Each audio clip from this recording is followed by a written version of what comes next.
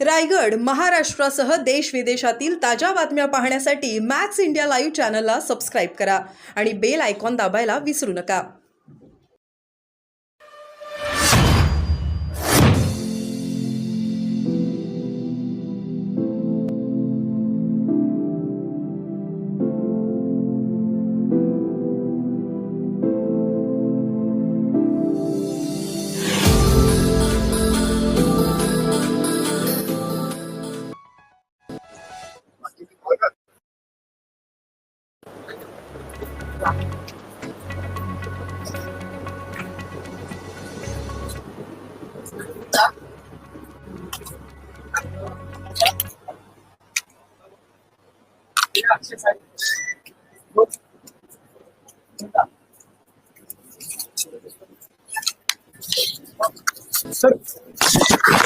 आज विधानसभेमध्ये लक्षवेधी क्रमांक 1 जी होती त्यामध्ये आपल्याला माहित आहे की नागपूर येथे एका बारूद कारखान्यामध्ये म्हणजे एक्सप्लोजिव्ह युनिट मध्ये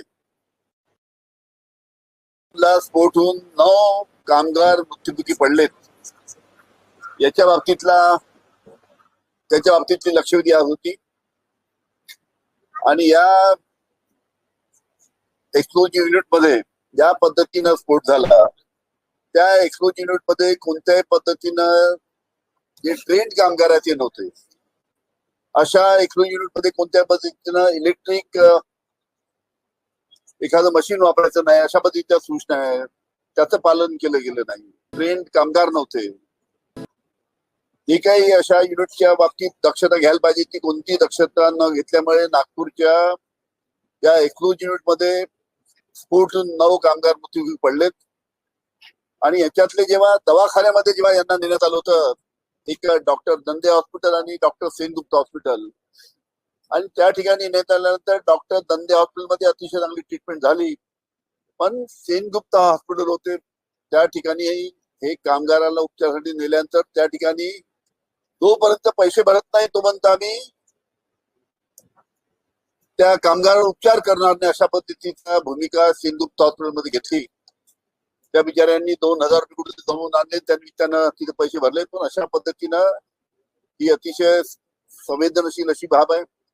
यामध्ये आम्ही राज्य शासनाला विनंती केली होती की यामध्ये प्रत्येक कामगाराला राज्य शासनाच्या माध्यमातून 25 लाख रुपये त्यांच्या परिवाराला मिळायला पाहिजे.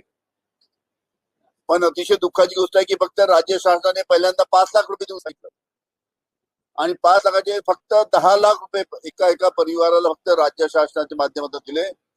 आज विधानसभेमध्ये आम्ही परत मागणी केली आहे की या कामगाराच्या परिवारांना, जे 9 कामगाराचे परिवार आहे त्या परिवाराला राज्य शासनाने प्रत्येक परिवाराला 25 लाख रुपये राज्य शासनाकडून दिले पाहिजे. याच्यासाठी आम्ही आग्रहाची भूमिका विधानसभेमध्ये लक्षवेधी सूचनेच्या घेतली. इसमें मैं ये जानना चाहूंगा कि सरकार जिनकी मृत्यु हुई उनको पैसे दे रही है, पर क्या कहीं ना कहीं अगर अच्छे सिक्योरिटी मेजर्स लिए होते तो ये जो पैसा लोगों के मृत्यु में देना पड़ रहा है लोक कल्याण में यूज हो सकता था. बिल्कुल, हमने हाउस में यही बात रखी कि जो हिसाब से सेफ्टी मेजर्स ऐसे एक्सप्लोजिव यूनिट पे रखना चाहिए वो कोई भी सेफ्टी मेजर वहां पे रखे नहीं गए, कोई भी ध्यान नहीं दिया गया ना. वहाँ पे जो तुम्हारा सेंट्रल गवर्नमेंट का एक्सक्लूसिव डिपार्टमेंट है उनके तरफ से विजिट होना चाहिए, उनकी विजिट नहीं.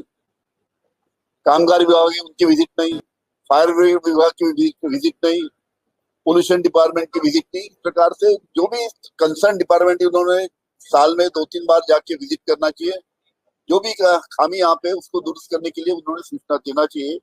लेकिन ये खामियां ये यूनिट में दूर नहीं की गई करके इस प्रकार से घटना घटी. आखिरी चीज एक पूछना चाहूंगा कि क्या हमारी सरकार ऐसे काम कर रही है कि जब तक कोई अपराध न हो जाए तब तक उस पर कोई एक्शन नहीं लिया जाएगा?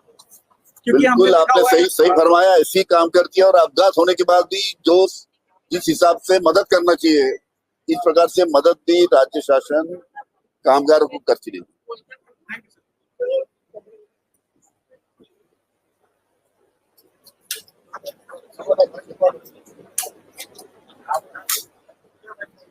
Thank you.